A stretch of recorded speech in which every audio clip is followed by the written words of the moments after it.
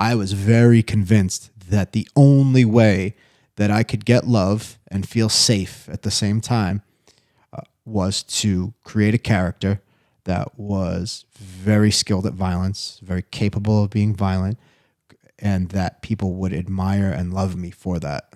What is going on, guys? Welcome back to another episode of Project Your Passion podcast. I'm here with a good friend of mine, Eric Uresk, who used to be a MMA coach as well as now is a men's mindset coach that helps men find clarity out of chaos. Did I say that correctly? Yeah, clarity out of the chaos of their life. We help them create some clarity and decide what they want, what's in the way, and how to move forward. Absolutely. You know, we were having a really good discussion earlier that I kind of wanted to talk about is, you were sharing, well, I asked you, do you use your tools from the past to be able to help you with what you do now? Sure. Right. And specifically, when you're coaching people, you can see right through them. You can see almost like the cause. Like when you coach me, for instance, you're able to get straight to, like the root of the underlying question or the underlying thing or problem that's in my way with very little any like effort, right? And so I asked you, like, well, how do you think you obtain those skills? And I know you had mentioned through your trauma. Yeah. And so, could you explain a little bit more, like how you got to that place of understanding using your almost past traumas and now using it as a superpower or a tool for your coaching? Sure. So, we were just talking. You were asking me about, okay, you referenced, I see you have this ability to kind of cut straight to the center of things quite quickly, and I just kind of jokingly said, yeah, I think it's actually more like it came from more of like a trauma response than anything, and what I meant by that was since young, like I grew up in a really emotionally, sometimes physically unsafe environment, right? And so there, for me, was a constant need to be assessing and reading people. Okay, constantly reading people, and because I needed to know the emotional state that they were in, so that I could judge what my behavior needed to look like in that particular scenario. As I got older, started kind of knocking around in the streets. I started using it to manipulate people, started to use it to get things that I want, started to use it to get people to follow me. And so I used it for maybe not the best reasons, but it was survival born, right? It was what I had to do to survive and to make the most of the environment that I was coming up in. And as I got older, I always just had this innate ability to read people and read people's what I call reading their cards blind, like a poker player might read somebody's bluff or just see a certain set of reactions and do some math and be able to come up with a calculated assessment of what that person is experiencing, right? So, and I acknowledge that all this stuff could be projections for sure, and maybe oftentimes it is. Doesn't mean that what I'm seeing is not there. Yeah. Right. And so what I've learned to do is, trust my instincts and also seek clarity with the person that I'm talking to. Right. So instead of just guessing that this is what's going on for them, I can make a suggestion. I could say that I'm getting a sense that there's this going on there. Do you feel that resonates in any way? So I could get them to confirm back instead of telling the person what's going on for them or what they're doing. I may just see that there in my head, right? And poke around and ask some questions to clarify. Absolutely. Yeah, that's a very powerful skill set that you have.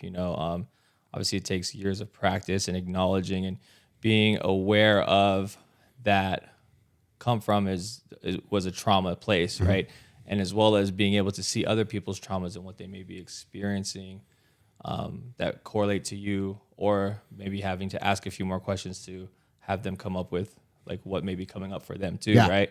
Yeah, no, absolutely. I think, one of, I would say, almost superpowers that I used to, like, my survival in the past for myself was growing up, I used to always try to fit in because I lost my dad when I was like 12, and it was always, for me, always tough. Like I was always trying to find my place. And so I was really good at blending in with certain situations, or like very moldable into certain circumstances just to fit in, or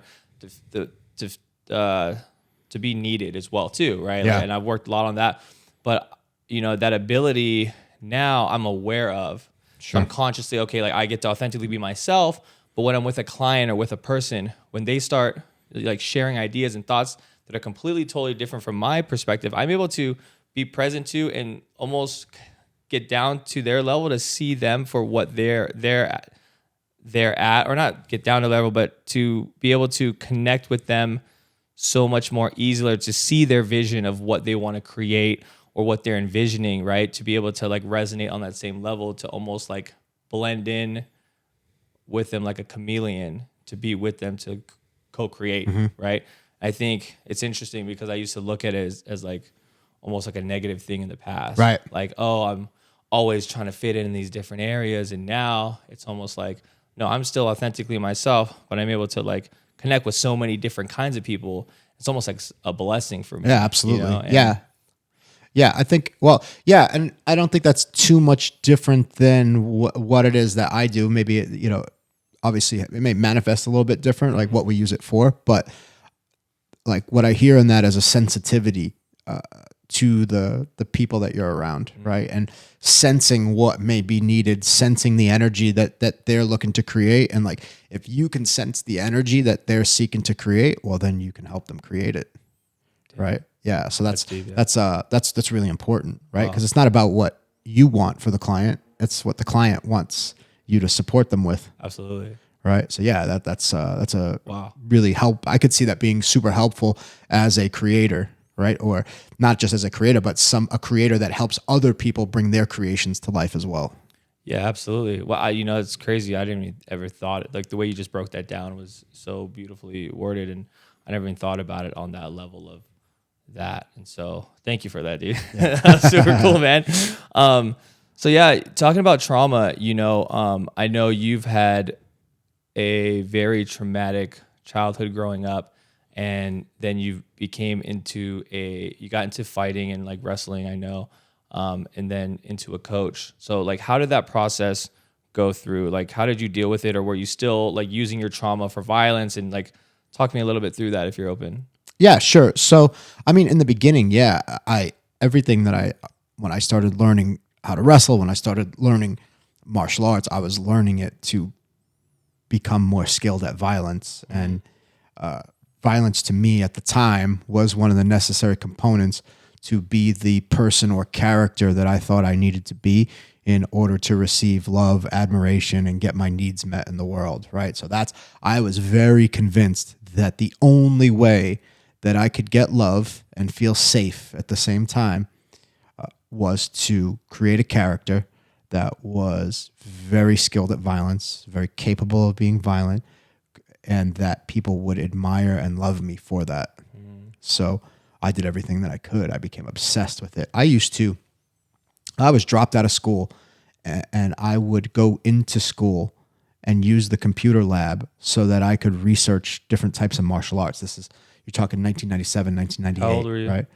16, 17. Wow. I dropped out when I was 17. Okay. I did manage to graduate, but I graduated from like a special home. But in any event, yeah, 17. I'm homeless. Fucking going to the computer lab to look at the martial arts around. I was just enamored. I wanted to know more and more and more, and it was the only thing that I was interested in. I just thought it was just this incredible thing, and MMA wasn't even a thing yet. It was no holds barred. It was very barbaric. It was very scarce in the United States. It was still very fringe. And yeah, I mean, when I learned how to wrestle when I was 15, I took to it pretty naturally. I've always been physically fairly gifted. And I started beating up grown men when I was 15. Really? Yeah. And so like immediately I had a superpower, like in my neighborhood.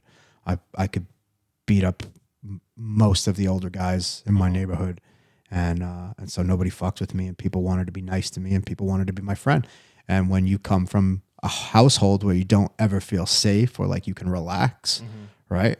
That type of safety is really important to you. And I'm not consciously thinking this out at 15, 16 years old. Absolutely. Right? It's just automatic at that point, it's just right? automatic. I think people any person that you find, right? They find their way to get their needs met. And they do it with whatever they see is going to be advantageous to them.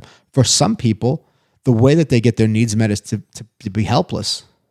Yeah. Oh, that's, such and such. They can't do anything for themselves. We need to do it for them. And you look in certain families, there's that caricature of a person exists, right? Then there's, that's Arthur. He doesn't need anybody for anything. So nobody ever checks on Arthur because Arthur's got it, right? And that's Arthur learned to be hyper independent, right?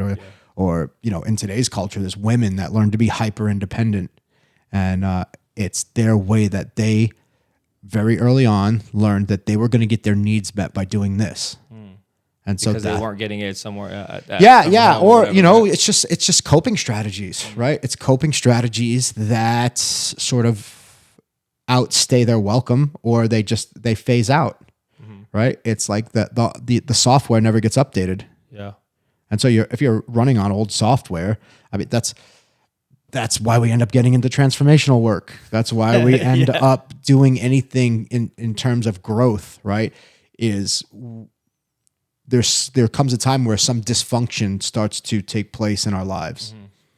And we recognize that, and we're not sure where it comes from. We're like, I got to get some help with this, right? Yeah. And so blindly, then we start seeing, oh my God, like this is where this is coming from. This is why I'm doing that, right? I understand the motivation of why this is happening.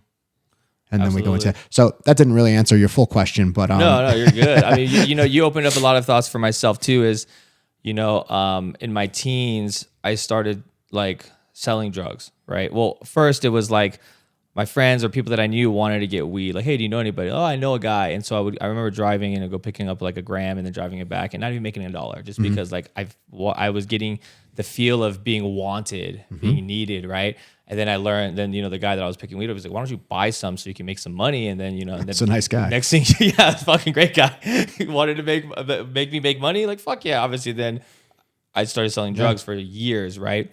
But there was that always the feeling of not being enough in my mind, that like for my father, not being enough to stay and keep his life for his family, for me, right? For my mom, and then feeling the need of like reaching out for love. And so when I was selling drugs, I was getting that fix of like people texting me, I'm important, right? And I fucking loved it because I was this important guy that everybody would hit up and like, oh, Arthur got all that, whatever he need, you know what I mean? Whatever we need, Arthur got it. And so, dude, I absolutely resonate with what you said. And, I really, I tend to forget like, oh shit, like that was a big thing. And again, I think I still, notice those things of, oh, it was that come from, but it's obviously a practice, right? I do a lot of meditation and grounding exercises to be able to like bring myself to notice it and be present to it and accept it and not make myself wrong for it. Yeah, right? Absolutely. Like I think you and I were talking earlier, right? And we were talking about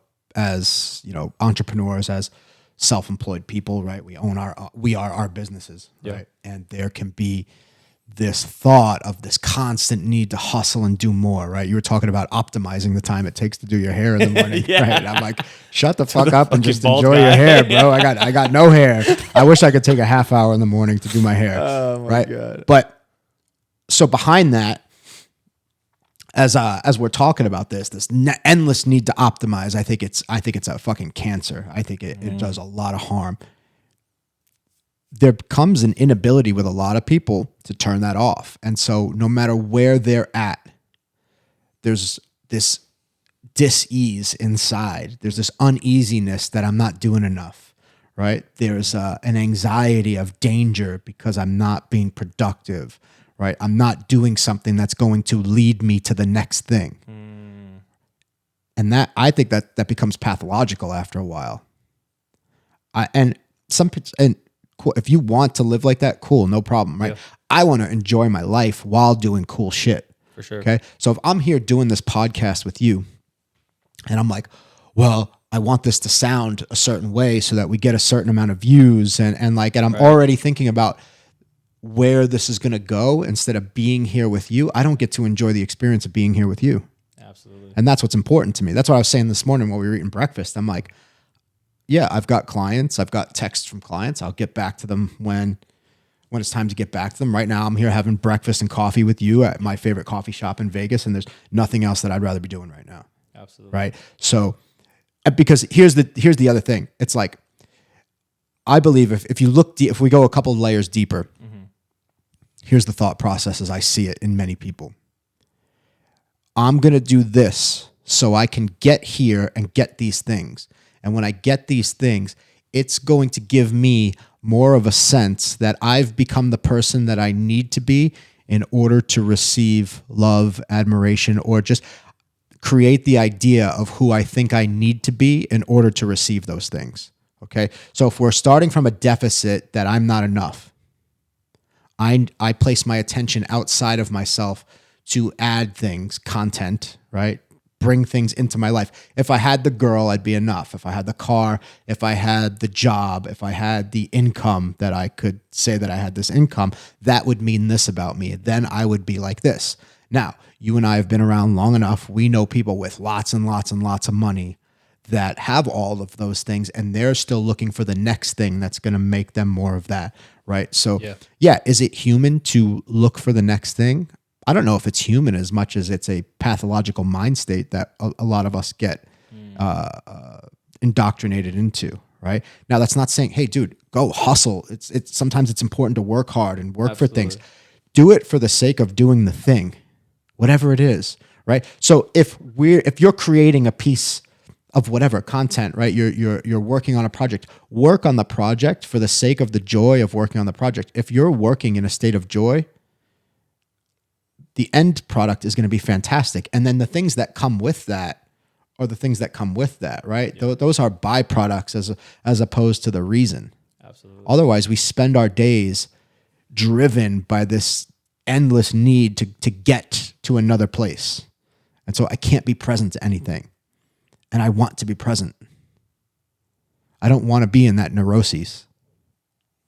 Wow. Yeah, you know what a lot comes up for me as you share this? I mean, every time you start, like, we get deep, I'm like, damn, things are coming up. And the one thing that relates with me a lot, what you just said, is when I am in a space of pure creation without the expectation for a certain result or making somebody happy, just to be in, like, I'm creating content or I'm creating ideas with friends or myself of pure creation with no expectation, that's when some of the most purest, authentic, amazing pieces of whatever comes out, right? With no, it's with flow, with no resistance.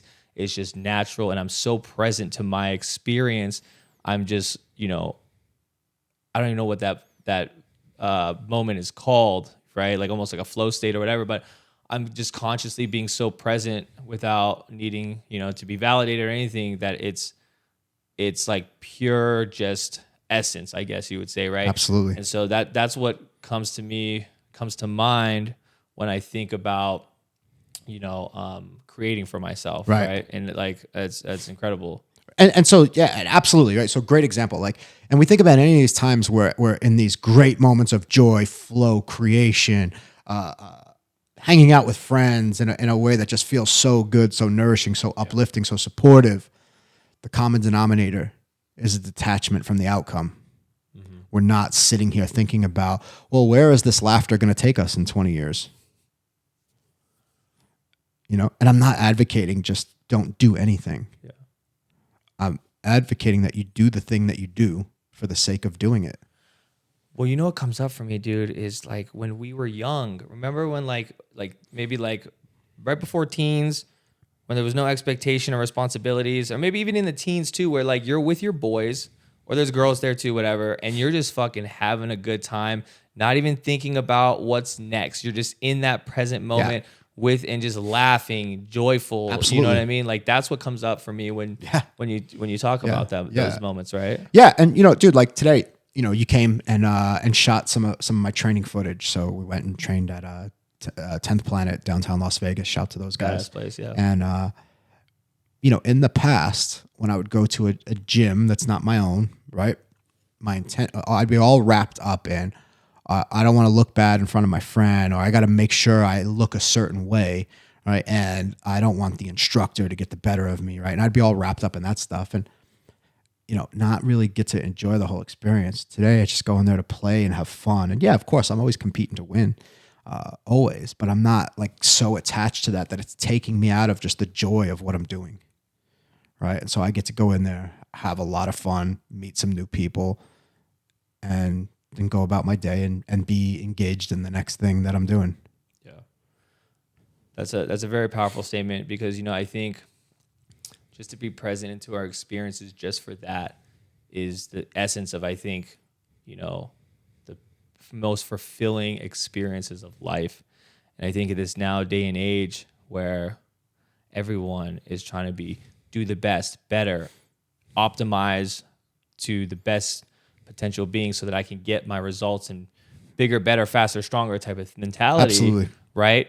But then it's almost a total duality of the opposite of just being present to the experience. Obviously have the intention of, like, have goals and whatnot, but almost there's that, so people are so hyper focused on hitting these results and becoming this ideal of who they think they need to be to become to get this result. Once I have this, I'll feel safe. Yes. Right. So one of our mentors, right, he will often refer to content versus context, right?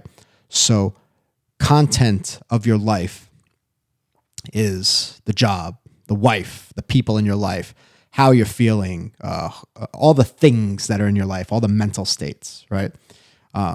That's the content. The context is how you are looking at these things, your relationship with them, okay? If your context is that of I'm not enough, and that's the context in which, the lens in which I view everything, I'm constantly looking for ways to find evidence that I am enough because I believe that I'm not enough.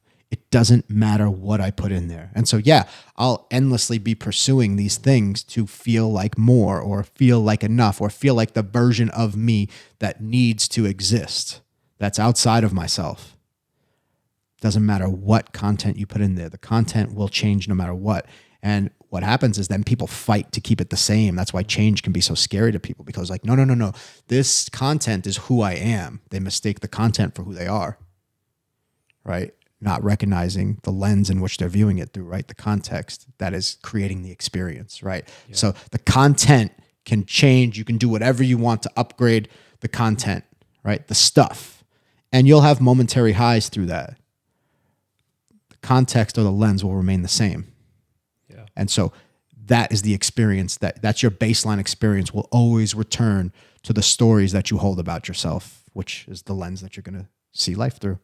Absolutely. And that, that comes to like, if I'm trying to consistently find and get this feeling of I'm worthy because I have the business, I'm finally worthy enough to have the girlfriend. Yeah.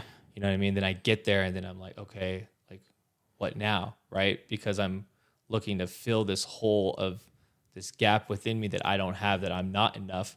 And it's, what I'm hearing too is like it's coming from a scarcity mindset. Absolutely. Right? Like I'm not able to have these things, and versus like being present to like I am enough. Everything in me in this very moment is the best version of myself. This is the only version of myself, right? Mm-hmm. But it's crazy because we have this so like before and after, and then we need to get to this place versus right now, right here. This is the only thing that matters. Does not matter. Yes, there are things that are happening later on in the day that we get to do, but great. Does that matter right now? No. Right? So, yeah. Dude, you and I right now, we're sitting heart of the city of Las Vegas. There is endless shit going on. Yeah. Different people having different experiences, right? Some people are here to, get as wasted as they can and feel a sense of freedom, right, from the reality that they normally live in. And Las Vegas represents this very different thing to them. Yeah. Right. And so they're here experiencing that. And you and I were talking about this today. That's not what Vegas means to me at all. Like I come here to do like personal development stuff and do these workshops and train and see my friends. Yeah. So like my reason for being here, and it's not, neither is better than the other. It's just sure. How I experience Absolutely. It. Right. So you and I are sitting here shooting this podcast. I'm like, this is dope. Like yeah. I love doing this. So why do I want to rush through this, or why would I want to have my head somewhere else?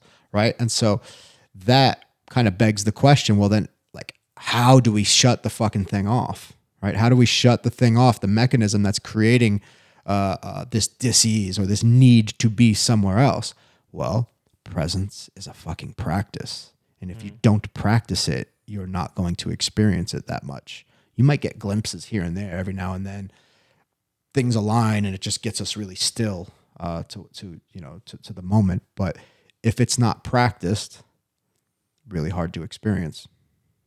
Absolutely. So with that practice, let's talk about practice. Sure. We talk about, we talk about how easy it is to get into this place of this ideal version of myself, right? Where I need to do these things to fill up my content to like feel worthy enough. I need to do all these things. I need to achieve these goals, run these marathons to like feel that I am capable and I'm worthy. And so what are the practices to allow myself to, be present when I'm in those spaces of, not feeling enough to be able to, Yeah, no, that's a great question. So one of the things I was thinking about this recently, and I don't think there's any hard rules about a way that it has to be for every single person on the planet. But one of the things that I've noticed for a lot of people, they have a lot of energy stuck in the past. Okay. A lot of just stuffed, unprocessed emotions from past events. They just have not come to any closure with it. Right. And so for those people, which is a lot of us, right? If not most of us, I think a certain amount of catharsis is necessary, right? A certain amount of purging and just getting out a lot of the shit that's bubbling under the surface. I think getting those people to meditate, not that it's impossible, but man, that's a fucking tough task. Let's say you've got 30, 40, 50 years of just unprocessed shit moving around in your body. You have no idea what to do with it. How am I going to tell that person to get present? It's not that they can't, right? It would just be a lot easier with some level of catharsis, right? And so there's trainings that can can you have explain that. a little bit of catharsis to listeners who don't know what that is? Things that are cathartic. It is moving oftentimes pain and energy that's in there out of the body is how I look at it. Okay. Right? So pain that is held in the body. You and I have both done, we have done enough training and gone through enough work where we've had catharsis, you know what I mean? Where we're fucking bawling our eyes out. We're releasing and I'm yelling. Yeah, just releasing and just getting that shit out, getting that energy, pain, moving that energy out of the body. Because where is that energy from? The past. It's from the past. Think about your experience. Yeah. What energy were you getting out of you? A lot of like unworthiness, shame, guilt, not feeling loved, Absolutely. And honestly, a lot of it was a lot of resentment around my parents of the shit that they like did to me or that they didn't do to me. Right. Right. Exactly. All past stuff. Yeah, right? absolutely. Right. Okay. And the way that we interpreted it created a reaction inside, an emotional state that we probably didn't have the tools to deal with.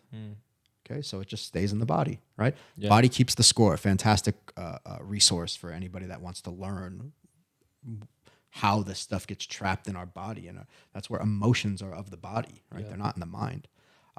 So yeah, I think that's really necessary. Then we can start talking about some other things, right? So the other thing I think that's really important too is, you hear meditation given as a comment. Oh, you should definitely try meditating, and you just meditate any way you want. And it's I find that really does people a disservice. So absolutely seek out paths that make sense for you. Okay. But I think how we're going to meditate, or one of the things I want to use meditation for, is not to quiet my mind, right? So people look at meditation often as a means to get calm. Yeah. Okay. Mm-hmm. And then they're like, I just can't get calm, or I'm not good at it. I can't empty my mind. Or I can't, a lot of people, my interpretation was like transcending into the universe and fucking seeing the heavens. Right. And so they think they have this pass-fail idea about meditation, which I find is very unhelpful. It's really hard to get started. You're thinking about this very far-off destination. And maybe you can get there if you meditate enough and practice enough. But how we practice is I think, just as relevant a question as did we practice, right? Mm-hmm. So instead of trying to just get to a Zen state, what I find is helpful to meditate with the purpose of seeing and understanding the nature of my mind. Okay. My mind is committed to creating separation and survival. It lets me know that I am other to you, and it is a problem-solving machine. Okay? It's going to be hyper-focused on getting its needs met and all the ways that it's not getting its needs met, and constantly looking for evidence to support itself. Okay. Now, when I can sit back and I'm looking at this mind just have this fucking circus go on, right? And all the little petty, bitter gripes that it's holding, and it's like, well, if I'm watching these thoughts just come in without my permission, right? A lot of these thoughts, I'm not actively saying, yeah, I want this thought. Your mind is actually purely based on memory. I read recently, it's a collection of states that the mind records, these specific states, right? Some states it judges as favorable, some states it judges as unfavorable, and is constantly doing the math of how to get to the favorable state, the safe state, the predictable or certain state, right? So the mind will always seek certainty over uncertainty, even if that certainty is killing you. Wow. So do you want to see the nature of that and see exactly how that's happening, right? And as we can learn to, I don't even know if this is a word in the English language, but unidentify, right, with these thoughts. As in, okay, these thoughts are there, but that's not who I am. Yeah. Right? If my brain is a tool, but I mistake it for who I am, well, I'm going to be in big trouble, because all that thing does is look for problems to solve. Yeah. And so if that's who I am, and I fall asleep and I am thinking I'm in my mind again, I am just this endless problem to solve. I'm this endless thing to keep safe and find some sense of certainty. That's neuroses. If we're constantly trying to find a sense of safety and certainty to the point we can't sit still and we're just fidgeting and looking for the next thing, that's a state of neuroses. Okay. That's what happens when we're unaware and we don't see what our mind is doing. Wow. Okay. So let's meditate to notice what's going on, notice the judgments that we have towards what's going on, and just continue to notice. I think that's the beginning step, is to notice. Yeah. Right? Notice, if there's judgment there, notice that. Right? And we, to the best of our ability, come from this neutral place, that not to give these thoughts any weight. And if we are giving the thoughts any weight, to notice that as well. And once we can see the nature of the mind, once I'm no longer identified with the mind and I reach these places where I am not currently identified with my mind, right? There's actually some quiet that comes in, right? Yes. So calm, quiet, peace, those are byproducts of meditation. They are not the point of meditation, in my opinion or understanding, right? And what has been effective for me and the clients that I work with. Absolutely. You say some very powerful points there, because, in the past, as I shared just a little bit ago of what I thought meditation was. And then when I first started meditating, it was like, okay, like I need to quiet my mind. I'm doing this wrong, right? Right. I even bought this device that I put around my headband, and it fucking tracks it tracks how much like you're using in your brain, and it's a pretty badass device. Yeah, it sounds pretty cool. Yeah, dude, I gotta find it. I gotta show you. This thing is awesome, but. It's trying to tell me, and then when my mind would get quiet, it would get really quiet in there. But you're doing it right. I'm doing it right, right? And I'm like, I got it. Like, it'll give you scores and stuff. And then, but then come to the core of it is when I started practicing being okay with the thoughts and learning that, like, okay, it's just to notice, like, where you're at. Maybe my mind is going 1,000 miles a minute and I have all these fucking thoughts, but that's okay. And that's where I'm at. And to be noticing where my mind is at in that current state. And once I just continue to notice, and then I go down the judgment journey of all the spaces, and I'm noticing that, it does. I eventually do get to a place of calm, quiet, peace. Absolutely. Right? Yeah, it's such a powerful tool. And so to go back a little bit, and I'm sure listeners are sitting here thinking, well, Eric, what if I'm working towards my business, like, what do you mean just to be okay with, like, like where I'm at and that I'm enough now, but I want to achieve these goals, and I have health goals in front of me and I have business goals in front of me. Like, how do I work with that when I'm trying to achieve these things? Like, what do you mean? Like, it's almost contradicting. So how can you explain that to somebody to to ground me, but there's like almost a duality there. Yeah, no, for sure. Okay, so when I hear something like that, right, there's a very fixed idea of what success will look like. There's a target, right? Now, I want you to think why that target's there. And I'm not saying don't have targets, right? But think why that target's there. So for me, I'm thinking like, okay, I want the studio and the successful business because I want to be successful. Okay, so the studio and the business and success defined by a certain amount of income? Yes, correct. Okay. Yeah, absolutely. Okay, cool. So we want to understand the metrics that we're using. Okay. Mm-hmm. I think that's just a great place to start in general. Yeah. What are your metrics? Metrics as in like how you're measuring. Well, I'm measuring if I have the physical thing and if the amount of money, am I increasing the revenue to feel like happy that I am able to achieve this certain goal that I can hit, like to just say that I did that. Okay. Yeah. And there's nothing wrong with that per se. Where this stuff gets skewed and where the neuroses comes in is that once that happens, that future destination of this achievement will bring me some sense of peace, happiness, et cetera, right?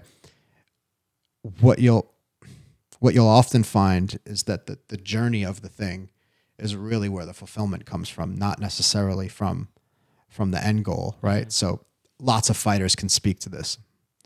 You go through these grueling camps, really, really difficult, physically, mentally, emotionally, right? They can be very stressful. You get to the fight, you win the fight. For a few moments after your hand gets raised, you are on top of the fucking world. There's no feeling that I know of like winning a fight. And then you go back to baseline very shortly after that. In fact, oftentimes you feel depressed, like, oh, is that what I did all this for? Right? The fans might be screaming, the girls might be calling, and you might even ride that out for a couple of days. Right? Eat all the things you've been wanting to eat, and then you're just back with you. You're back with you and the context and lens in which you've been viewing life already. Okay? So by all means, go for the stuff. And if you need to have continuous evidence that by hitting your goals is not necessarily making you a happier person, right? Or a more fulfilled person or have more peace, right? Or you feel more content or more safe, any of those things, worth taking a look at, right? But it's the journey. If we can be constantly, not even in the journey, just in the moment. I love Alan Watts has this talk where he talks about the point of life is often called a journey, right? And we're programmed to look at it like a journey. So he talks about, we go to school, and then once you go to school, you're going to go to junior high, and then eventually you're preparing for high school. And in high school, we want to get into the best college possible because that's really going to put us in a position to get the best job possible. And then we go through this, and the thing is coming, right? And then you start getting the jobs, and you're like, well, is this it? And then, around 40, 35, 40, you start to be pretty settled into what they told you were preparing for. Like, this doesn't feel a whole lot fucking different. Wow. Right? Yeah. Instead of, he makes the reference to life is like, what if it's the purpose of life is more to just enjoy it like you would dancing or your favorite song, right? So when you're dancing, is the point of the dance to just get to one end of the room as fast as possible, or like, no, you're just moving and expressing. In it, fully feeling that every single moment. Moving and expressing, right? Okay. When you hear a song, that you're enjoying a song, are you hoping that the song gets done as fast as possible? Sometimes I wish the song was longer. I wish the song was longer. I just wanted to be with this song, absolutely. Right? Yeah, and enjoy the song, right? And like, so this is all Alan Watts references. I did not come up with this. I wish I did, but so that's the context in which I like to. Now, do I do this all the time? Absolutely not. Right? It is a practice. Sometimes my practice isn't that great. More often than not, these days, that's my practice is to be in that state, to be in that place, and. I just feel like I'm connected to the truth when I'm present. I feel like at this stage of the game, when I'm connected to all these other things, when I'm connected to these stories, right, about who I need to be, right, honestly assessing my metrics, what am I measuring this by? What am I? If you just do nothing and offer nothing to the world, you're not going to be at peace either. You're not going to have any calm either, right? So I'm not suggesting that. It's not an either or proposition. Yeah. Work, fuck it. If you want to work hard. Absolutely. I'm not lazy, bro. Yeah. I'm not lazy. You're the least lazy person. For sure. Right? But I value my peace. I value an inner state of calm more than I value currently some idea that I need to get somewhere else. Right? You know, it used to be if a client was in crisis, I would be in crisis. Because if they're in crisis, that must mean I'm not a good coach. And I've got to fix this before there's any evidence that gets found out that I'm not a good coach, or these people, they see who I really am, because that's how I felt about myself. Even though I had this gift, I saw myself as not worthy. Yeah. Now, since I've been able to step out of that story more and more and more, when a client is in crisis, what I understand is that's a part of their journey. What they're dealing with is a part of their process. It's not a panic from me to need to come and fix it. Now, will I give them coaching if it's relevant and pertinent? Absolutely. Will I give them support? Absolutely. It's still not mine to fix. And so the sense of urgency in me isn't there in the same way. That doesn't mean I won't pick up the phone. Doesn't mean I won't go to the ends of the earth to help a person, right? But my come from while doing it is going to be different. Yeah. Right? So to the original question, like, yeah, I want to hit these goals, and then do it, right? Just be honest with yourself about why you're doing it. Right? And understand the deeper reason. I'm doing this because I think it's going to bring me to this state. And then when you get there, ask yourself if that's what happened. Right? So go do whatever you're doing, right? If you have any resistance to what I'm saying. Yeah. Right? And you're watching this, you have any resistance to what I'm saying. Do what you continue to do. Have relationships the way you continue to have relationships, and just see if they're bringing you to the experience that you thought they would. I'm not saying this as I can't wait to see how I'm right. Or anything like that. Like, I don't want this to sound condescending at all. It's just check it out. See what's true for you. I think that's the best thing that you can do, right? Is hold this stuff up to what I call the light of truth. And see what feels the most true to you. Not what you want to be true. Not what's going to support your agenda, right? Or support the way that you need to see things. But really ask yourself, like, what really feels like the most true version of what I'm looking at right now? My metrics, how I go about my relationships, why I do things for people, what my motivations are for these certain things.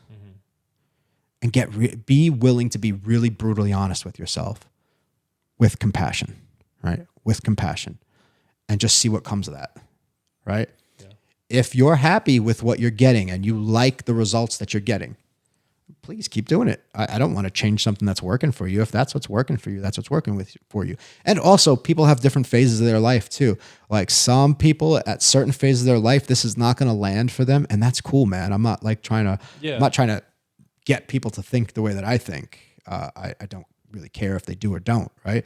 But if you're a person that has discovered that what you're doing is not working, if you feel like you are just treading water and not getting anywhere, and that you're not living your life effectively, you're not finding joy in the things that used to work for you, well, then maybe this conversation is a little bit more pertinent to you.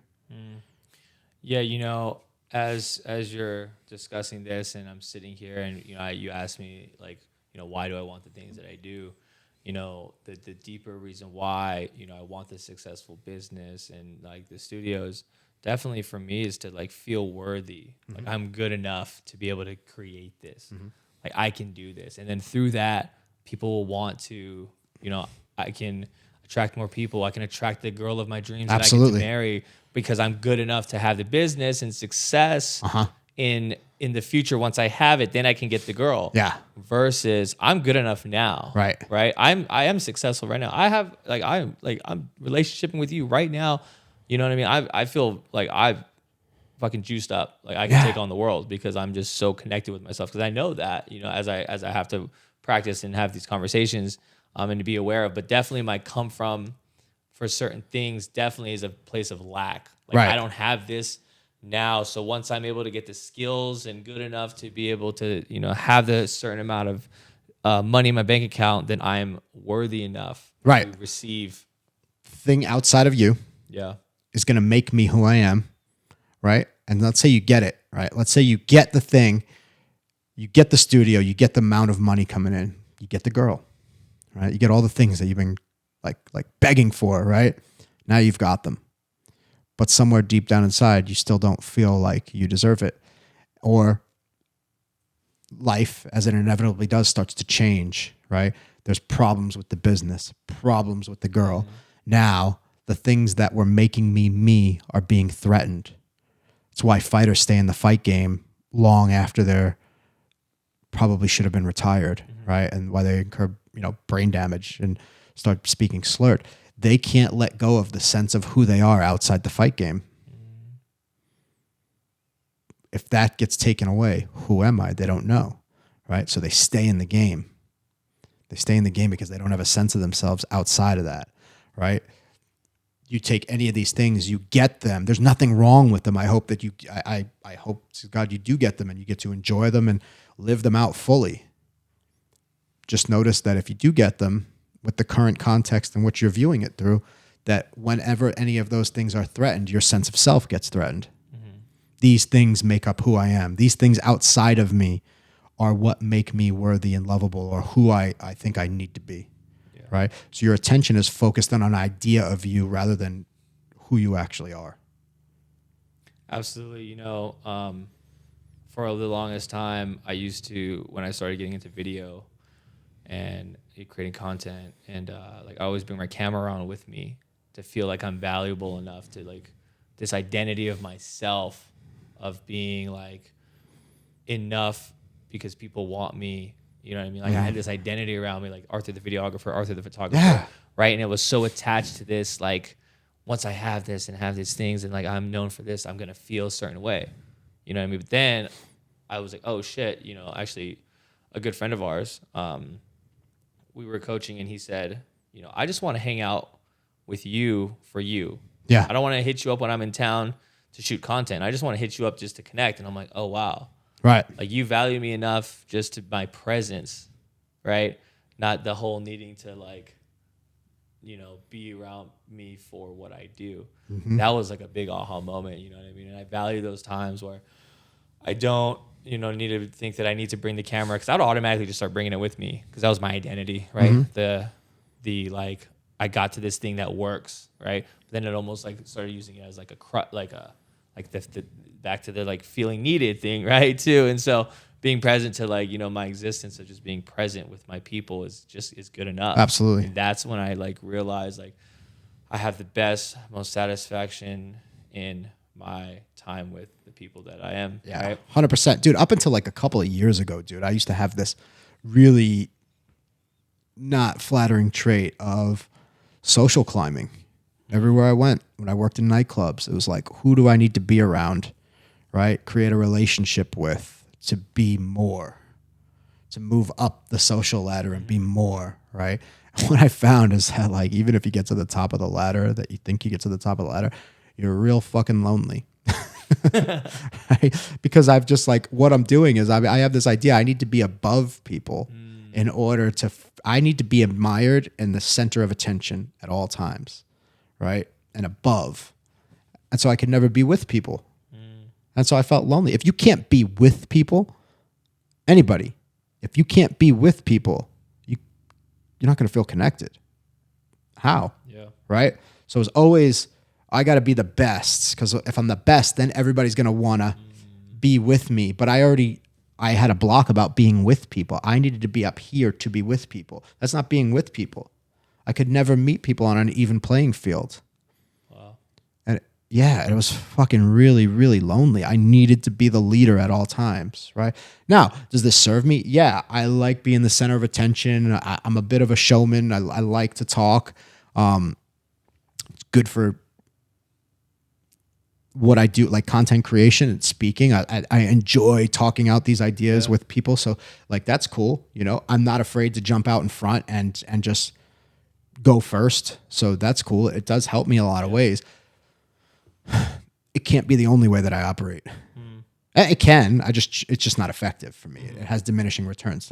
What I realized is that need became so big that I would block out the sun from other people. So I wouldn't let any other people get any shine. And that's not a leader, right? A leader gives shine to the people around him. A leader is not overly concerned with his own shine. Let your work speak for itself, right? And I didn't want to suck the air out of the room for the people that I was around, that I love, that I want to support. And I started to realize that that was a thing for me, and I just didn't like the way that it looked. I didn't like the way that it felt, right? It just didn't feel good. And I recognized that it was keeping me disconnected. And that if I wanted to be connected to people and I want to support them and I want to hold them up to the highest version of themselves, then there's times where it's okay for me to not have the attention on me and to give it to the people that I love and make sure that they're getting the attention too sometimes, because sometimes everybody needs a chance to shine. Absolutely. That's leadership, in my opinion. Yeah, that's a very amazing definition of leadership. And I think that is the ultimate definition of leadership. Fuck yeah. Right?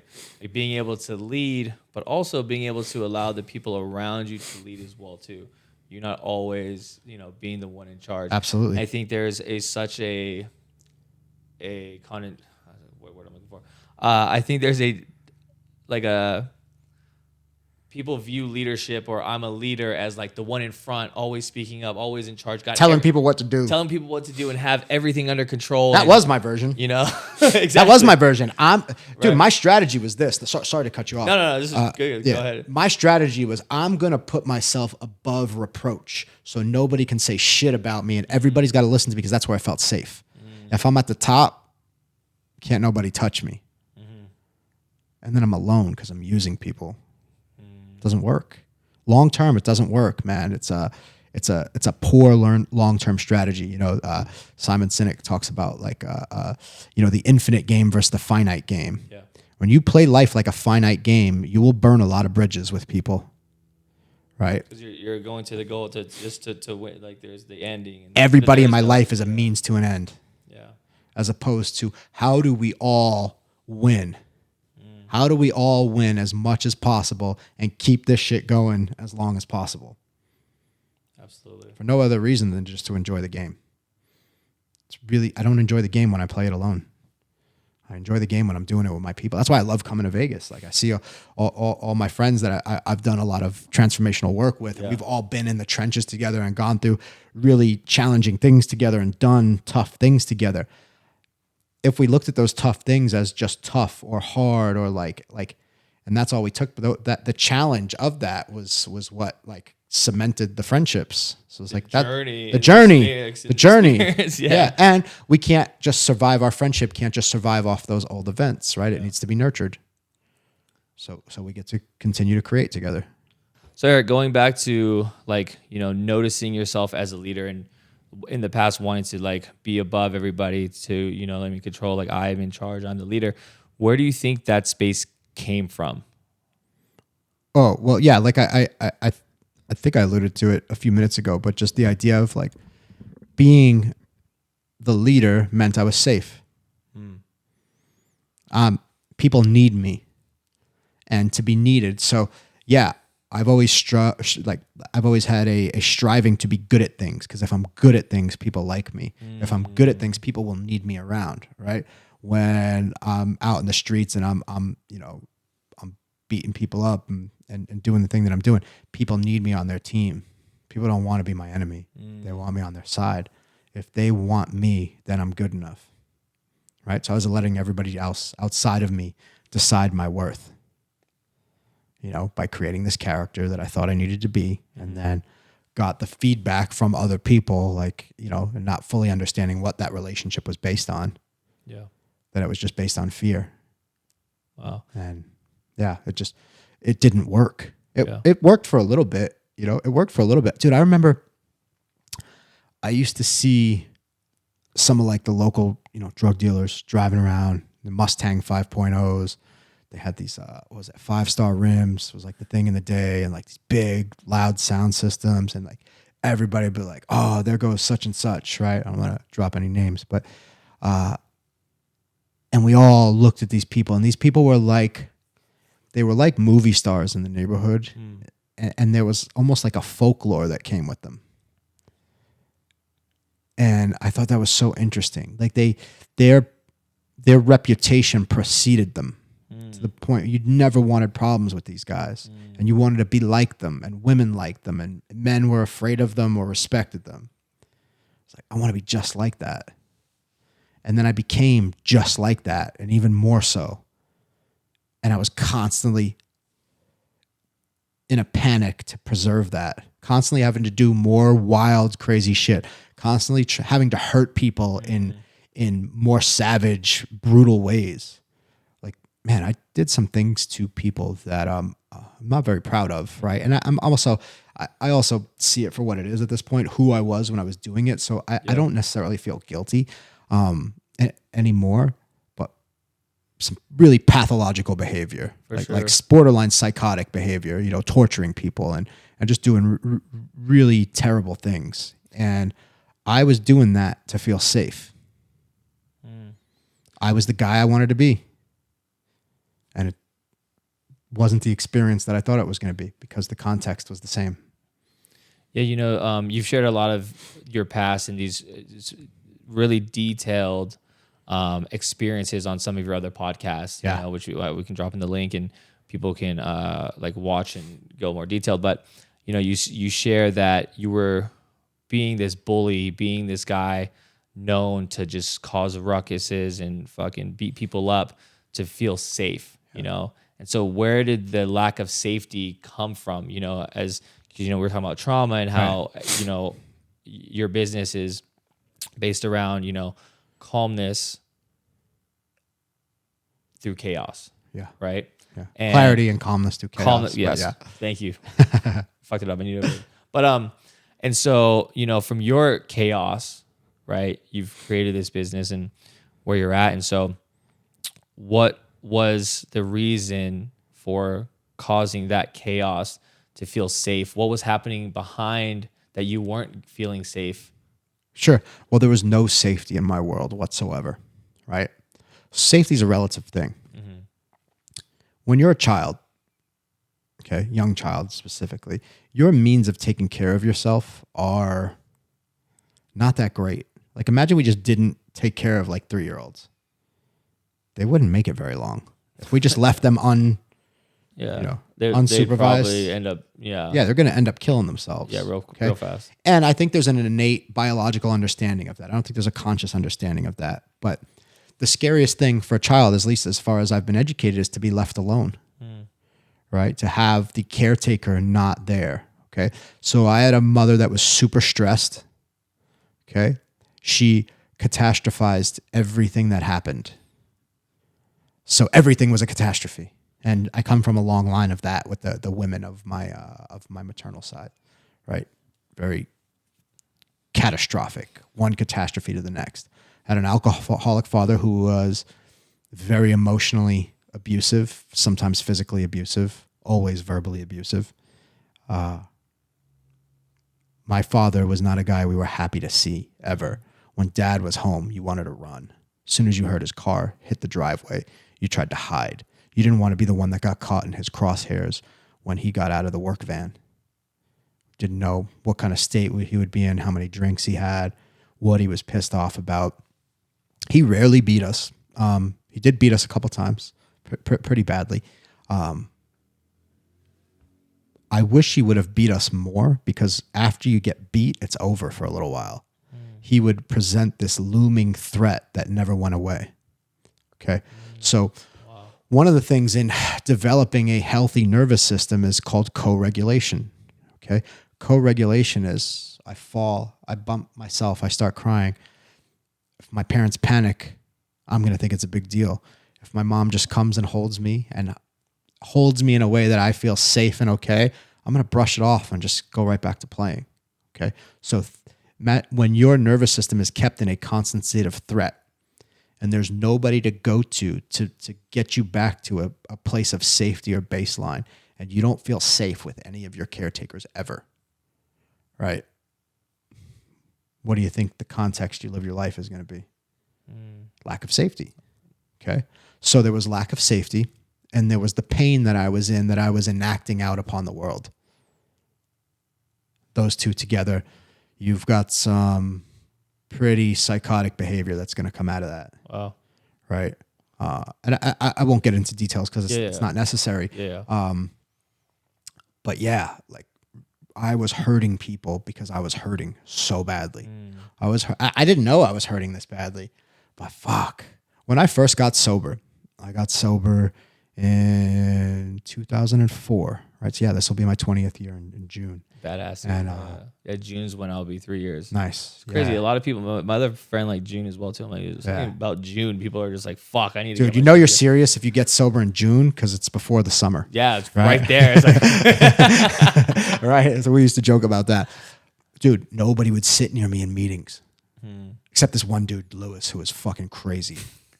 Right. He was crazy, but he was sober a couple of years and he would drive me around and we had the best time together. I love that dude to this day. I owe my life to that guy.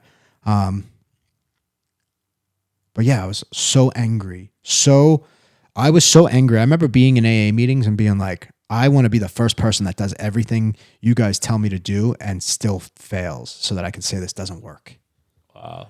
Because I just didn't know what to do with myself. I took the anesthetic away.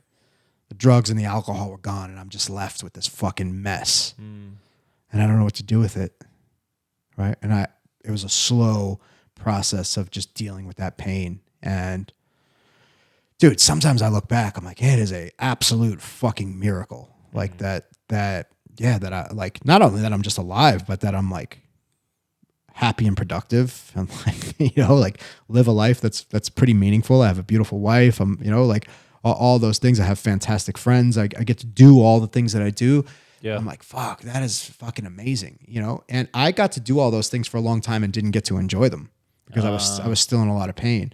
And I'm at a place in my life now where, the dividends of a long journey, right, of just doing this shit over and over and over again, being in so much pain. And that's why I seem to be able to earn trust with people so fast is because I may not know exactly what you're going through, but I probably identify with the pain that you're in, right? Because I've been in some states of absolute self-loathing, like hating myself, hating my very existence regularly for the first couple of years, just thinking how easy it would be just to not be here anymore. And that would just be a constant thought. It would be so much easier to just not be here. Wow. And I just kept going, just kept going. I don't know why. It's like, I don't know. How do you take credit for that? Like not, sticking around. I just kept going, and I just kept, like we were talking about this earlier. I just kept following the truth and the truth grew. I think there was only so much truth I could handle at a certain points in time. Right. And what I had the capacity to be with in terms of truth grew. And I just always sought the truth. And yeah, there would be times I'd be scared. There'd be times I'd avoid it a little bit, but my average, right? My rolling average was moving towards truth. I was just so damaged that it took a long time. Absolutely. Yeah. Wow. Thank you for sharing that. Yeah. It's super powerful. Myself learning that and learning from where that was coming from and what caused, all of this, like needing to feel safe and like their automatic response and going out there and being this guy that was, like causing, damage, danger to other people and the lack of safety. I didn't even put two and two together. I thought it was going to be something else, but to give back what was happening to you, to the world, right? And then finding yourself, into like, let me go to AA so that I can prove that it doesn't work.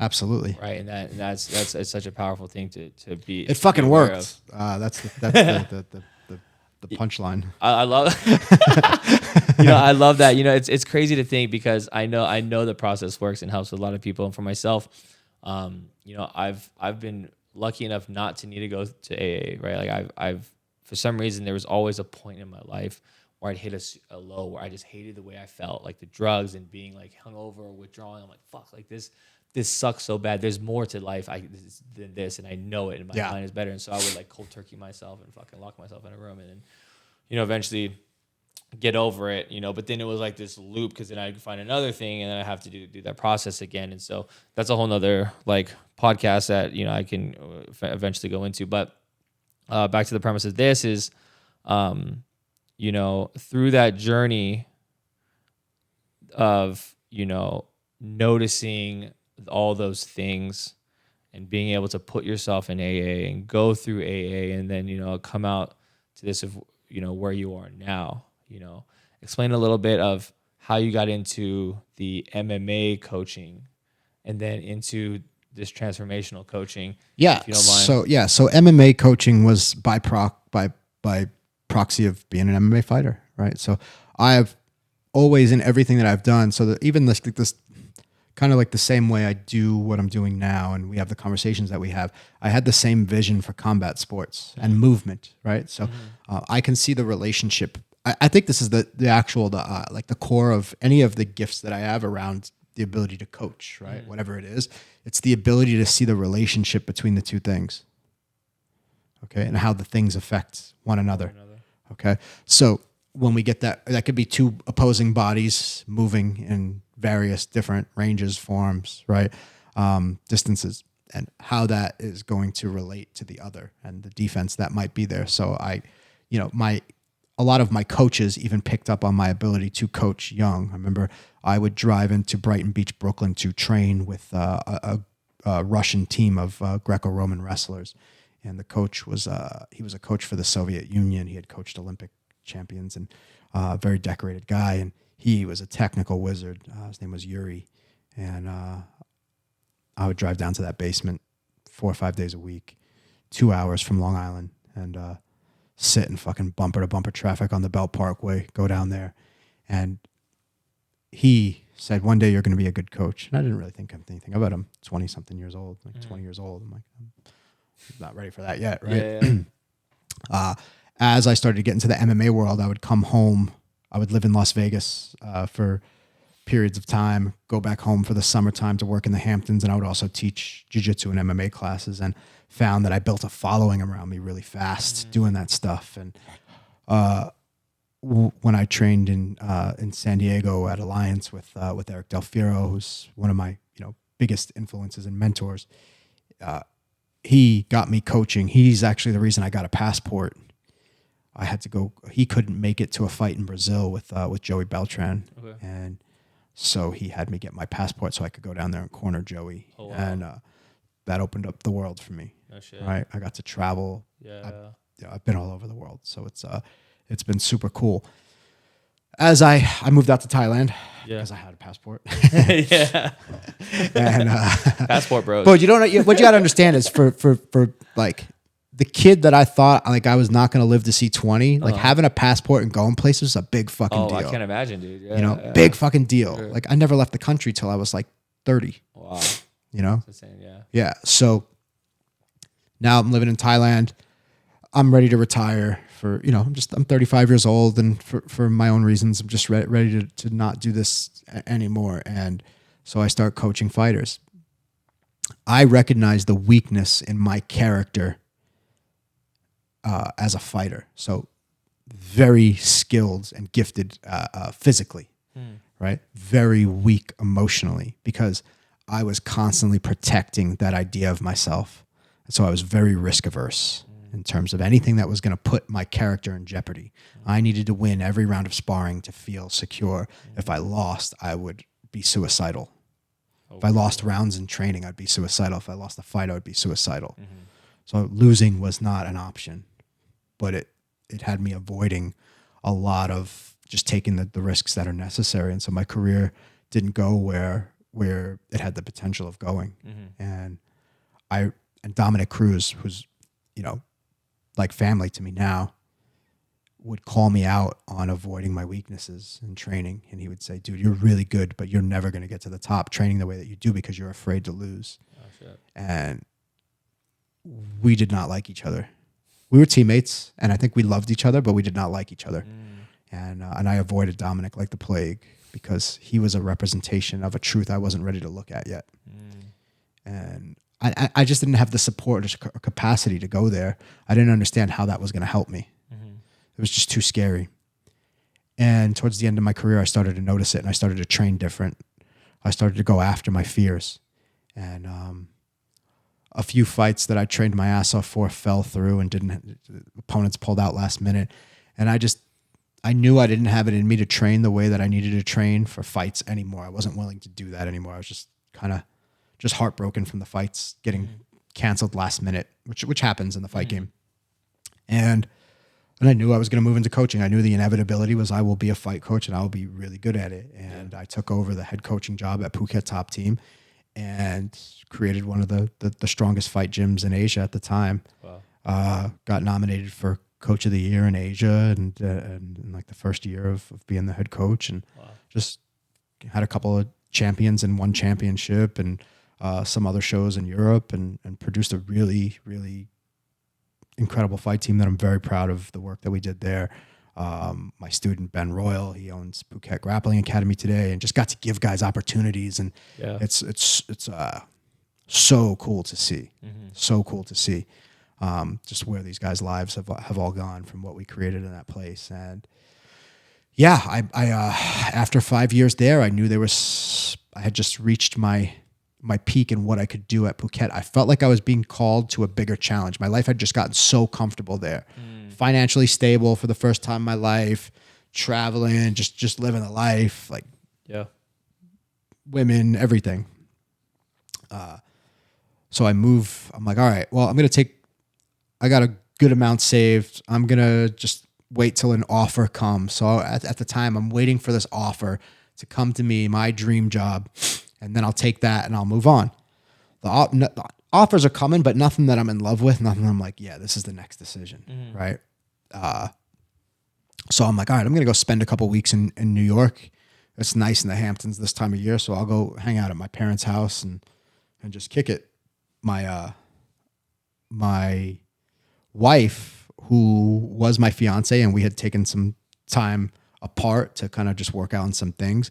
I was like, let's just come out to New York for a bit and we'll hang out and we'll just kind of take things from there. We had been separated from a little bit, and she came out, and quickly we realized, like, okay, we're going to be together. And after a couple of weeks in New York, I'm like, all right, well, we need to figure out what we're going to do with our lives. Like, I'm like, let's just go back to San Diego. I want to check it out. I have a feeling something's going to go on out there. So just on that whim, I had lived in San Diego before for 4 years. And that's, originally with Dom and Eric and those guys at Alliance Fight Team. Within a month, I had a car, brand new car, a job, and an apartment. I had no credit history because I'd never worked like a legit job in America or anything like that. Building up fighters, getting paid. So I got all those things going on. I'm coaching fighters, and my mindset is in scarcity, right? But I'm also coaching from the mindset of I see the mental weakness in people, and I very much coached people on their mental weaknesses. That was a big part of what created the success at Phuket Top Team. I forgot to mention that, right? And that's how I really started writing down my observations while I was living in Phuket and my self-reflections. And I just started putting them on Facebook, and people started like, I don't know, they just thought they were really honest and they liked them, right? Yeah. And so... Yeah, your captions on a lot of this stuff is fucking incredible, dude. I'm super in depth. Like, I love it. I love it. So give me a fucking audience, and I'm gonna, I'm a showman. I like an audience. So I start consistently just writing down my processes, and people are starting to follow along. And I'm building and I'm coaching in line with that sort of philosophy. So I'm working with Alliance. Now I'm an assistant coaching under Eric at Alliance, the gym that I had the most success at with my career. And I'm just not happy coaching. And I was blaming the fighters, and it was like, I was making it about me. These people should be listening to me. And I wasn't willing to get in relationship with them enough to really make the most of what was happening there. And I think also just like, I think I was coaching because I thought I had to, and this is the only thing that's going to bring me success. Fast forward, I'm there for 2 years. COVID starts. I got married shortly after getting to San Diego, so I'm newly married. Yeah. The pandemic's upon us, and I'm coaching. I'm getting by. We're doing okay, making the most, but I'm not happy. And I get involved in some emotional intelligence work, some leadership training, and I go through this long, in-depth course. And while I'm in this training, I get the offer to go be the head coach at Tiger Muay Thai, which at the time was one of the biggest, most powerful gyms in Asia, right? Still is. Dream job. Wow. Okay. The rival of Phuket Top Team where I was before, but a much bigger gym, a lot more money behind it. I'm like, this is perfect. I got to get the jab to go. I don't want to, but I'm like, all right, if I need it to get this job, whatever, who gives a fuck? Yeah. So I get the first one, puts me in the hospital. I remember that. Right? Yeah. I don't want to get the second one. I'm in this program, this process, this leadership thing to start building some of the dreams that I had in my life. That's where I started. And even in that process, that's crazy, dude. I could see that even in this this training that has a bunch of leaders in it, like I feel like this was my interpretation. I'm one of the leaders of leaders here. I can lead leaders. I have this ability to see beyond what's going on, articulate, get people to see that, right? Or support people to see what's there, what's really true for them, and then how to move towards the things that they actually want. So through that, I created my coaching business, right? So I had left my entire apartment. I gave up my apartment in Vegas. In San Diego, I had a sick apartment. Yeah, I remember that. Then right? we went back to New York. Drove all the way back to New York with COVID. Ready to go to Thailand, right? That's crazy. The thing doesn't fall through because I got sick. Yeah, that's nuts. Okay. Couldn't take the job. I gave up everything, my job, my belongings. All I had was a car, a wife, and some money in the bank. Not that much, maybe like 10, 15 grand. But I got this idea about this thing that I want to create. I go check out Richmond, Virginia. I got a few friends in the online coaching space. They're like, yeah, Richmond is a hot spot. A lot of people are moving here. I go there. I go to a dinner. I'm sitting with with a couple of gentlemen. One of the guys' name is Mark England. He owns a really successful online coaching company, right? The other guy, gentleman named Rick, that I was staying with, he had me coach at his gym. He owned an MMA gym, and he saw me work with his guys and was like, man, that's fucking magic what you just did in there with those guys. He tells Mark, and Mark's a big MMA fan, so we start talking about behind the scenes and the fight scenes. And, Rick mentioned to him that I wanted to get into the coaching space. Mark gives me his number, says, call me. I call him. He starts mentoring me on how to put together a business. He's like, dude, you already know how to coach. It's just understanding how to put together the structure of the offer. Of the offer. Mentors me through the rest of the summer, and I started from there. My first client was a friend of mine that I was in a group home with when I was 17. We started training jiu-jitsu together while I was in Long Island. And he liked my content. I said, dude, I'm starting this thing. I want you to be my first client. I'm gonna knock it out of the fucking park. I'll give you 3 months for $1,500, right? I know I'm undervaluing myself, but I just want to get it started.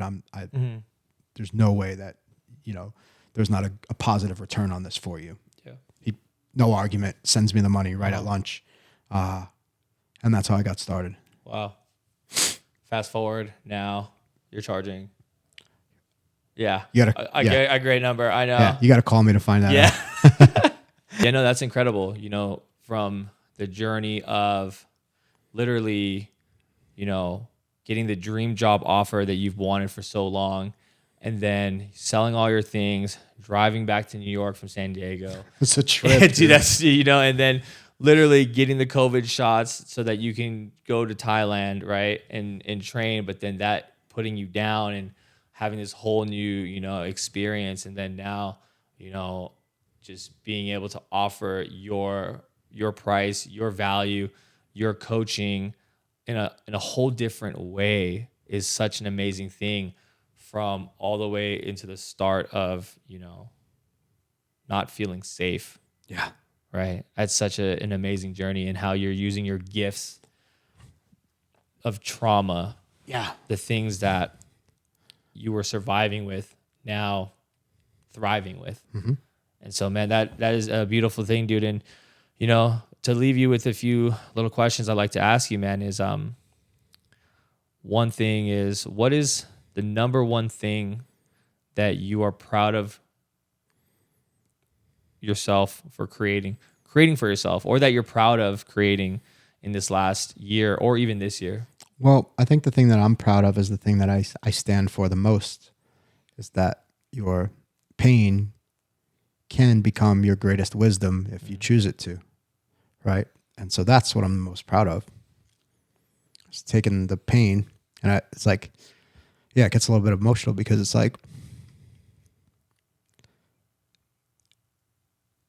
there was a time where I would look at everything that we just said and be like, yeah, that's who I am, and like hang my hat on the story of me. And I would constantly just want to like impress people with my story. And it was just like so fucking lame, but I understand. It's just what I had to work with at the time. It's like, I don't need any of that. You know what I mean? I actually, like, as I'm sitting here now, I don't actually need that. I tell the story now because I find that it's useful for people to have an understanding of what is possible. But the fact that that story is not who I am either. It's things I've experienced. It's things that I've done. It's not who I am. Just like the things that I'm not proud of is not who I am. Yeah. Right. So, and then supporting other people to turn their pain into their wisdom and the ripple out that has. Dude, what the fuck else do I want to be doing? It's incredible, man. Yeah. Thank you for sharing that. And the next question I'd like to ask you is, what is one of the biggest things you've learned about yourself in this last year or even this year? Well, I think to kind of piggyback off the previous point, I am not the story that I have about myself that's in my head, right? That is a collection of memories and interpretations, right? So I have these memories and I have interpretations about these memories, and this is who I am. But that's so limiting. I'm capable of so much more when I can step out of the story of who I am. You know? Absolutely. There were times in my life where I felt like an unlovable fucking troll, right? And then there's times in my life where I felt like the fucking man. And how the world responds to me based on those two stories is very different. Right? That's like, now I have less and less of a need for either. Don't get me wrong, bro. I have parts of me that are arrogant. I have parts of me that are selfish, right? I'm capable of all of those things. And I make room for that. I think it's beautiful, the hypocrisy that exists within all of us. Every one of us has the potential or the capability of doing heinous things, right? Or doing really loving things. And all of that is possible, right? So yeah, stepping out of the story and understanding what actual possibility is. And then, so like now when I see a client, I don't see a mess, right? I see a lump of clay and possibility. I don't know what it's going to end up like. And it's not really my job to decide that. I get to help the person shape the clay themselves. And I get to continuously shape my clay to, to a point of maybe I just don't need to shape it at all and just kind of let it do what it does and what's needed in each given moment. And less of like, this is who I am and hang my hat on a certain set of things. Well, those things are going to change, right? I'm 43 years old. I'm still in relatively good shape. I can still get out on the mat and throw some people around. As I seen today. Yeah. But that's not going to be forever. Yeah. Then who will I be? Right? So the more and more I step out of needing to be a particularly defined thing, the more possibility there is. And like living in possibility is fucking cool, man. Really Anything is possible. Yeah. It's like you're just waiting for a surprise all the time. Right? And they're happening. That's the thing, is I'm continuously just being surprised by myself, by people, by life. And that's a beautiful thing, because I think that's the core root of living a fulfilled life too, is just being in the space of wonder and exploration. Dude. Like having every experience almost be like a new one, with the surprise of what's going to happen. And when whatever does, it's wow. Like getting like that childlike wonder. Fuck yeah, bro. That first experience when we have as a child, like getting like a toy or experiencing Christmas or seeing fireworks for the first time and your eyes are lit up. I think that's what that core of, And think about how much time we spend trying to create certainty. This could be my limited experience. I've never met somebody that lives in a state of, I know, and they're so sure about everything and the way that it is and the way that they make their interpretations facts, right? Mm-hmm. People that make their interpretations of the world, the hardcore facts of how it is and how it has to be. I've never seen one of those people that I want their life. Yeah, absolutely not. I don't want that space. Absolutely not. Yeah. There's no room for possibility. Absolutely. Yeah. And the wonder that you're talking about, I'm glad you brought that up. I'm like, that's what I'm personally after, is living in that state of wonder. Because it's just constantly just being open to whatever's coming through. Yeah. And getting to work and create with that, man, that's where it's at. Yeah. Fuck yeah, dude. And to leave you last 2 more questions. What is it that you love currently about what you do as a coach? Again, sorry for the repetitive, boring answer, but helping people see what's possible for them. Mm-hmm. If they think that they're assigned a certain way and that's the only way it can be, and then when they find out that's not true, and that it's actually completely up to them, that they have that lump of clay there, they could do whatever the fuck they want with it. It might be some work, it might be painful, you might have to look at some shit, but it's possible. Yeah, that's awesome, man. And my final question is, for anybody looking to get into the same space as you, what words of wisdom, advice would you give to them? Imagine the younger you trying to get into what you're doing right now as a coach for these men. What would you tell them? Chase the truth. Continually be willing to look at the truth. That there have been periods where I've been averse to the truth and I've suffered greatly, and I think that was a necessary part of being willing to pursue the truth, right? Just what do they say? Pursue what is true, good, and beautiful. I think that's like, I'm not sure if that's part of the Socratic method or whatever, but I've heard that recently, and that I thought that was really beautiful, right? Pursue what is true, good, and beautiful. You can't go wrong with that. Yeah.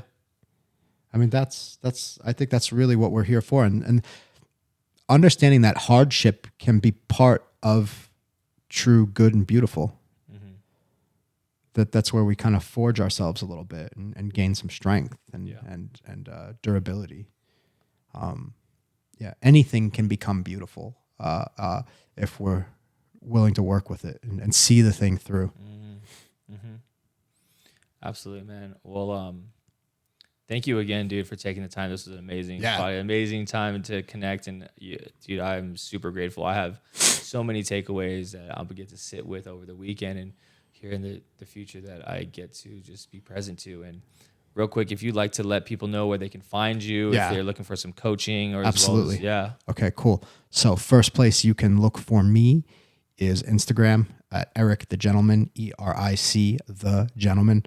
I post a lot of content. I actually do answer DMs. Like I'll check them, even like requests once or twice a day, and just people have things going on. I'm happy to have a conversation, and even if I can point them in a direction and give them a little bit of support or know-how with a certain thing, I'm happy to do that. If they want to take that a little bit deeper and get that on a more consistent basis, we can talk about what a coaching relationship could look like and get some mentoring and how to move through your own lump of clay, whatever you got going on.